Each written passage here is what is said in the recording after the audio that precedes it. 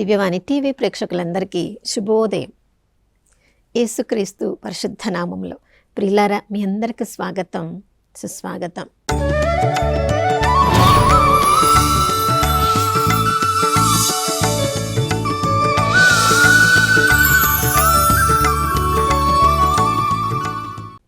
గడిచిన దినమంతా కాచి కాపాడిన దేవునికి మనసారా వందనాలు తెలియచేద్దాం. దేవుని ప్రేమ తరిగిపోలేదు, ఆయన కరుణ సమసిపోలేదు. ప్రతి ఉదయము ఆ ప్రభుని వెదకి వారందరికీ నూతనంగా తన ప్రేమను కరుణను కుమ్మరిస్తానని వాగ్దానం చేసిన దేవుడు నమ్మదగినవాడు, విశ్వసనీయుడు అని విలాప గీతములు 3వ అధ్యాయము 22-23 వచనాల్లో మనం చదువుతున్నాం. ప్రియులారా, వాగ్దానం ఇచ్చిన దేవుడు నమ్మదగిన దేవుడు, విశ్వసనీయుడైన దేవుడు. కాబట్టి ఈ ఉదయకాలంలో మనందరి మీద మరొకసారి నూతన అభిషేకాన్ని కుమ్మరించారు. ఈరోజు మనకు అవసరమైన అన్నీ కూడా సిద్ధం చేసి పెట్టారు. కాబట్టి నమ్మదగిన ఆ దేవుని ప్రేమలో ఈరోజు అంత సంతోషంగా జీవించుదాం. నా ప్రియ సహోదర సహోదరి, యోహాను సువార్త 2వ అధ్యాయము మనం చదువుతూ ఉన్నప్పుడు మనందరి జీవితంలో కూడా యేసు ప్రభువు మార్చడానికి, ఆ ప్రభు యొక్క అద్భుతము మన జీవితంలో ప్రతిరోజు జరిపించి ఇతరుల ముందు మనల్ని సాక్ష్యంగా నిలబెట్టడానికి ప్రభు ప్రతిరోజు కూడా ఎదురు చూస్తూ ఉన్నారు. మరి ప్రతిరోజు మన జీవితంలో అద్భుతము జరగాలంటే, మన జీవితమే యేసుప్రభు నామంలో ఒక సాక్ష్యంగా అద్భుతంగా ఇతరుల ముందు కనిపించాలంటే మనల్ని మనము తప్పకుండా ఆ 6 రాతి బాణలు ఏ విధంగా తమను తాము సమర్పించుకున్నాయో ప్రభు చేతిలో ప్రతిరోజు ఉదయము మన జీవితం ఎలా ఉండబోతుందో మనకు తెలియదు. కాబట్టి అద్భుతాలతో మనల్ని నింపే ఆ యేసు ప్రభునకు మనల్ని మనం ఉదయకాలమే సమర్పించుకోవాలి. ప్రియులారా, చూడండి, యోహాను సువార్త 2వ అధ్యాయంలో 1వ వచనం నుంచి మనం చదువుతున్నాం. 3వ దినమున, అంటే అంతకుముందు ఏం జరిగింది? యేసు ప్రభువు బప్తిస్మం పొందిన తర్వాత, తన శిష్యులను ఎన్నుకున్న తర్వాత 3వ దినమున ఆయన కానాపల్లిలో వివాహంలో చేసిన అద్భుతం గురించి అక్కడ మనం చదువుతున్నాం. మరియ తల్లి అక్కడ ఉన్నారు. ఆ వివాహానికి యేసు ప్రభువు అతని శిష్యులు ఆహ్వానింపబడ్డారు. ప్రియులారా, ప్రతిరోజు ఉదయమే మనం కళ్ళు తెరచి ఈ సృష్టిని మరొకసారి చూసిన ఆ క్షణములోనే మోకరించి ప్రభువుకు వందనాలు చెప్పి ఆ ప్రభువుని మనము మనలోనికి ఆహ్వానించాలి, మన కుటుంబంలోనికి ఆహ్వానించాలి, మన ప్రస్తుత జీవితంలోనికి ఆహ్వానించాలి. మనం ఆ రోజు ఏమేమి చేయబోతున్నామో, ఎక్కడెక్కడికి వెళ్తున్నామో, ఏ ఏ కార్యాలలో మనము సతమతం అవబోతున్నామో, ఏ ఏ కార్యాలలో మనకి ఎలా చేయాలో తెలియదో, ఎటువంటి పరిస్థితులను మనం ఎదుర్కొంటున్నామో, అన్ని పరిస్థితులలోనికి ఆ ప్రభువును మనం ఆహ్వానించాలి. ప్రియులారా, యేసు ప్రభు కానాపల్లెకు ఆ వివాహానికి వచ్చినప్పుడు ఆయన ఒంటరిగా రాలేదు, తన శిష్యులను కూడా తీసుకొని వచ్చారు. ఎందుకంటే అక్కడ జరిగిన అద్భుతము తన శిష్యులు కూడా దాన్ని కనుగొన్నారు. యేసు ప్రభు చేసిన మొదటి అద్భుతము చూడండి, వాళ్ళ హృదయాల మీద వ్రాయబడిందేమో, లిఖించబడింది. కాబట్టి అప్పటి నుంచి యేసు ప్రభుని వాళ్ళు చాలా జాగ్రత్తగా దగ్గర నుండి ఆయన జీవితాన్ని గమనిస్తూ ఉన్నారు. ఎప్పుడెప్పుడైతే యేసు ప్రభుని మన జీవితంలోనికి ఆహ్వానిస్తున్నామో, ప్రభు మన జీవితంలో చేస్తున్న అద్భుత కార్యములను చూడడానికి చుట్టుప్రక్కల ఎంతోమంది ఉంటారు. ప్రియులారా, చూడండి, మరియ తల్లి కూడా ఆ యొక్క వివాహం ఇందులో ఉన్నారు. కానీ ఆ వివాహం యొక్క పెద్ద, ఆ వివాహానికి చెందిన ఆ కుటుంబ సభ్యులు వాళ్ళందరూ కూడా ఆ వివాహం యొక్క ఆ యొక్క ఆర్భాటాలలో వాళ్ళు ఎంతో ఆనందిస్తున్నారు. ఆ పని మరియ తల్లి కూడా చేసి ఉండవచ్చు. కానీ మరియ తల్లి ఏం చేస్తున్నారు? ఆ గృహములో ఎక్కడ లోటు ఉందో, ఎక్కడ లేమి ఉందో, ఎక్కడ ఏ ఆపద రాబోతుందో అది గమనించి, దాన్ని గుర్తించి, ఎవరైతే ఆ కుటుంబం యొక్క పేరు నిలబెట్టగలరో తనకు బాగా తెలుసు కాబట్టి తన కుమారుని దగ్గరికి వెళ్ళి ఆ సమస్యను తన కుమారునికి చెప్తున్నారు. నా ప్రియ సహోదర సహోదరి, మరియ తల్లిని మన గృహంలోనికి ఆహ్వానించినప్పుడు ఆమె ప్రార్థన ద్వారా మన గృహంలో ఏమి జరుగుతుందో మనకు తెలియదు. మన వ్యక్తిగత జీవితాల్లో ఏం జరుగుతుందో కొన్నిసార్లు మనకు తెలియదు. ఎక్కడెక్కడ లోటుపాట్లు ఉన్నాయో మనకు తెలియదు. కానీ మరియ తల్లి ప్రార్థన సహాయం ద్వారా, యేసు ప్రభుకు విన్నవించుకోవడం ద్వారా కొన్నిసార్లు మనకు తెలియకుండానే ఆ వివాహ విందు పెద్దకు అంత పెద్ద అద్భుతం జరిగింది, అంత పెద్ద కార్యము వెనక జరుగుతుందని ఆయనకు తెలియదు. కానీ మరియ తల్లి ఆ సమస్యను గుర్తించి సరైన సమయంలో తన కుమారుని ద్వారా ఆ అద్భుతము చేయడానికి ప్రాధేయపడి ఆ కుటుంబం యొక్క పేరును మరియ తల్లి నిలబెట్టడానికి ఎంతో సహాయం చేశారు. మన జీవితాలలో, మన కుటుంబాలలో మరియ తల్లి ప్రార్థన మనకి ఎప్పుడు కూడా తోడుగా ఉంటుంది. చూడండి, ఆ సమస్య వచ్చినప్పుడు యేసు ప్రభు దగ్గరికి వెళ్ళినప్పుడు ప్రభు అంటున్నారు, నీకేమి నాకేమి, ఈ విందు పెద్ద వాళ్ళు కదా, ఈ కుటుంబం వాళ్ళు కదా వచ్చి ఈ సమస్య గురించి అడగాల్సింది, మనమెందుకు పట్టించుకోవాలి అని మరియ తల్లి యొక్క విశ్వాసాన్ని ప్రశ్నించడానికి యేసు ప్రభు అన్నారేమో. కానీ ఆ వివాహ కుటుంబ సభ్యులకు కూడా ఆ సమస్య తెలియనప్పటికీ మరియ తల్లి ఆ సమస్య తన సమస్యలాగా తీసుకొని ఆ కుటుంబం తరపున ప్రాధేయపడుతున్నారు. ప్రియులారా, మరియ తల్లి చెప్పిన ఒకే ఒక్క మాట, నా కుమారుడు నేను గర్భం ధరించినప్పుడే ఎంత గొప్ప అద్భుతం జరిగిందో నాకు తెలుసు. ఆమె మనసులో అనుకున్నారేమో, నా కుమారుడు దేవాతి దేవుడే స్వయంగా కాబట్టి ఆయనకు అసాధ్యమైనది లేదు. కాబట్టి విశ్వాసముతో అక్కడ పని వాళ్ళని చూసి ఆయన తల్లి చెప్పిన మాట, ఆయన చెప్పినట్లు చేయండి. ప్రియులారా, మనందరికీ కూడా ఈరోజు మరియ తల్లి చెప్పే మాట అదే.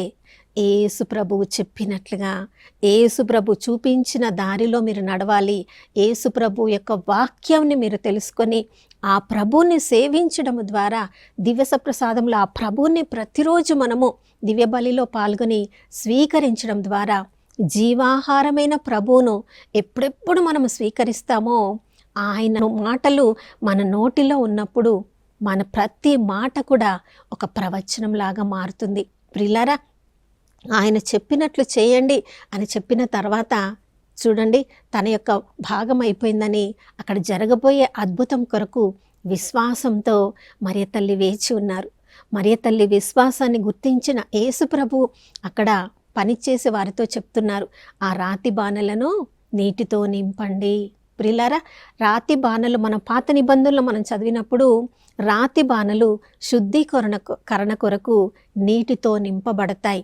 కానీ ఎప్పుడైతే యేసు ప్రభు దృష్టి ఆ రాతి బాణల మీద పడిందో, శుద్ధీకరణ కొరకు మాత్రమే ఉపయోగింపబడే ఆ రాతి బాణలు యేసు ప్రభు దృష్టి పడిన తర్వాత తమలో ఉన్న నీరు యేసు ప్రభు ఒక్క మాట ద్వారా శ్రేష్టమైన ద్రాక్ష రసముగా మార్చివేయబడ్డాయి. అప్పటి వరకు రాతి బాణలు అని అది శుద్ధీకరణకు మాత్రమే వాటినిగా చూస్తే వాటిని ఇంటి బయట పెట్టేవాళ్ళు. కానీ ఇప్పుడు శ్రేష్టమైన ద్రాక్షారంతో నింపబడినవి ఆ రాతి బాణల యొక్క విలువ కూడా మార్చివేయబడింది. ప్రియులారా, మనం కూడా బాహ్య ఆచారాలను మాత్రమే పాటిస్తూ నామమాత్రపు క్రైస్తవులంగా మనం ఒకవేళ జీవిస్తున్నామేమో. ప్రార్థన చేయడం, ఏదో బైబిల్ గ్రంథాన్ని చదవడం, ఏదో నామమాత్రపు క్రైస్తవులుగా జీవిస్తూ మనకి మనం సంతోషంగా ఉన్నప్పుడు అది కాదు ప్రియులారా. యేసు ప్రభుని మన జీవితంలోనికి ప్రతిరోజు ఆహ్వానించినప్పుడు ఆ రాతి బాణంలోని నీరు ద్రాక్షరసముగా మార్చబడినట్లు బాహ్య ఆచారాలతో నింపబడిన మన హృదయము, దేవుని వాక్కు మన హృదయం మీద లిఖింపబడినప్పుడు, ఇర్మియా గ్రంథం 31వ అధ్యాయం 31వ వచనం నుంచి 4వ వచనంలో ప్రభు అదే అడుగుతున్నారు, మీరు నన్ను స్వీకరించినచో, మీ హృదయంలోనికి నన్ను ఆహ్వానించినచో ఆ వాక్యము మన హృదయాల మీద వ్రాయబడుతుంది. ప్రియులారా, మన హృదయము రాతి గుండ లాంటిది ఉందేమో, ఆ సుత్త లాంటి వాక్యముతో అది బ్రద్దలు చేయబడినప్పుడు ఆ కఠిన హృదయము అభిషేకం పొందిన హృదయంలాగా, మాంసపు హృదయంలాగా, దేవుని ప్రేమతో నింపబడిన హృదయంలాగా మార్చబడటం ద్వారా మన జీవితము ఎంతోమందికి సాక్ష్యంగా ఉంటుంది. చూడండి, ఆ నీరు ద్రాక్షరసంగా మార్చబడము కొద్దిమందే చూశారు. మరియ తల్లి చూశారు, ఆ కడవలతో నీరు నింపిన వాళ్ళు చూశారు, యేసు ప్రభు యొక్క శిష్యులు చూశారు. ఈ కొద్ది మంది చూసిన ఆ మొదటి అద్భుతము, కానీ వాళ్ళు మరలా మరలా ఎంతో మందికి చెప్పడం ద్వారా 2025 సంవత్సరముల తర్వాత కూడా మనం ఆ అద్భుతాన్ని మనకి కూడా తెలిసింది. ప్రియులారా, యేసు ప్రభు నామంలో చేసిన ప్రతి అద్భుతానికి మనమే సాక్షులము. మన జీవితంలో చేయబడినవి, మన కళ్ళ ముందు చేయబడిన యేసు ప్రభు నామానికి మహిమకరంగా దాన్ని మనం ప్రచురము చేయాలి. మన జీవితాలు మార్చబడడం గమనించిన వాళ్ళు మన జీవితం గురించి ఎంతోమందికి సాక్ష్యంగా చెప్తూ ఉంటారు. మరి ఆ విధంగా మార్చబడిన మనము మన జీవితంలో సాక్ష్యం చెప్పబడానికి ఎప్పుడైనా పరిస్థితులు వచ్చినప్పుడు, ఎప్పుడైనా అవకాశం వచ్చినప్పుడు ఆ అవకాశమును ఉపయోగించుకొని మరి మన జీవిత సాక్ష్యాన్ని యేసుప్రభు నామంలో పంచుకుంటున్నామా? యేసుప్రభు ప్రతిరోజు మన జీవితంలో ఎన్నో ఆశ్చర్యక్రియలు, అద్భుతాలు చేస్తూనే ఉన్నారు. ఆయన ప్రతి క్షణము అద్భుతం చేస్తూ ఉన్నారు. కాబట్టి ఈరోజు మనము సజీవుల లెక్కలో ఉన్నాం. ప్రియులారా, ఆ విధంగా మన జీవితము సాక్ష్యంగా మారిన తర్వాత, మన హృదయమే దేవుని ఆలయంగా మారిన తర్వాత ఎంతగా మనము ఆ ప్రభు ప్రేమలో జీవిస్తున్నామన్నది హృదయ అంతరంగమును పరిశీలించే దేవుడు గమనిస్తూ ఉంటారు. చూడండి, యోహాను సువార్త 2వ అధ్యాయము, ఆ కానాపల్లిలో వివాహం అద్భుతం తర్వాత యేసుప్రభు యెరూషలేము దేవాలయానికి వెళ్ళినప్పుడు దేవాలయానికి ఎంతో సంతోషంగా ప్రభు వెళ్ళుంటారు. అక్కడ దేవుని ఆరాధించవచ్చు, దేవునితో సమయాన్ని గడిపించవచ్చు, అక్కడ ఉన్న వారందరికీ దేవుని వాక్యాన్ని బోధించవచ్చు. యేసుప్రభు ఎంతో ఆసక్తిగా దేవాలయానికి వెళ్ళారు. కానీ అక్కడ జరుగుతున్న పరిస్థితిని చూసినప్పుడు, ఆ నాణెములు మార్చేవారిని, అక్కడ గొర్రెలను అమ్ముకుంటూ వ్యాపారం చేసే వాళ్ళని చూసినప్పుడు నా తండ్రి యొక్క గృహము మీరు వ్యాపార స్థలంగా మార్చారని ప్రభుకి ఎంతగా కోపం వచ్చిందో. మన జీవితాల్లో యేసు ప్రభు ప్రేమను మనం కూడా అనుభవించిన తర్వాత ఆ ప్రభు యొక్క నామాన్ని మనం మహిమపరచకుండా తిరిగి మన జీవితంలో మనం ఈ లోక ఆశల్లో పడిపోయి ఉన్నప్పుడు ప్రభు మన జీవితాన్ని చూసి కూడా, అయ్యో ఎంతగా వీరి కొరకు నా రక్తాన్ని చిందాను, ఎంతగా నా ప్రేమను వీరి కొరకు చెల్లించాను, వీళ్ళ జీవితం ఇంకా ఎందుకు మార్చబడడం లేదు అని మన హృదయాన్ని చూసి కూడా ప్రభు ఒకరోజు మనల్ని అడగబోతున్నారేమో. హృదయ అంతరంగము తెలిసినవాడు యేసు ప్రభు. ప్రియులారా, ఈ లోకంలో అందరినీ కూడా మనం మోసం చేయవచ్చు, మనల్ని మనం కూడా మోసం చేసుకోవచ్చు. నేను బాహ్య ఆచారాలను బాగా పాటిస్తున్నాను కదా, దేవునికి ఇష్టంగా నేను జీవిస్తున్నాను, మా చర్చ్లో నాకు మంచి పేరుంది, మా సంఘంలో నాకు మంచి పేరుంది, నా కుటుంబంలో మంచి పేరుంది. కానీ యేసు ప్రభువు ముందు నిలబడిన రోజు మంచి పేరు ఉందా? ఆ రోజు చివరి రోజు ఈ రోజే కావచ్చు. చూడండి, ఈ దేవాలయంను చూసినప్పుడు, యెరూషలేం దేవాలయాన్ని చూసి వాళ్ళందరూ కూడా, అబ్బా దీని అందం ఎంత బాగా ఉందని, 46 సంవత్సరములు పట్టింది దీన్ని కట్టడానికని వాళ్ళు దాన్ని చూసి పొంగిపోతున్నారు. కానీ యేసుప్రభు వారితో మాట్లాడే మాటలు అంతరంగమునకు చెందిన మాటలు, పరలోకానికి చెందిన మాటలు ఈ లోకానికి చెందిన వాళ్ళు అర్థం చేసుకోలేరు. ఈ దేవాలయంని మీరు పడగొడితే 3 రోజుల్లో తిరిగి నేను నిర్మిస్తానని చెప్తున్నది నా ప్రియ సహోదర సహోదరి యేసు ప్రభు మరణ పునరుత్థానాల గురించి. ఆయన మరణ పునరుత్థానాల ద్వారానే మనందరికీ కూడా రక్షణ అనుగ్రహించబడింది.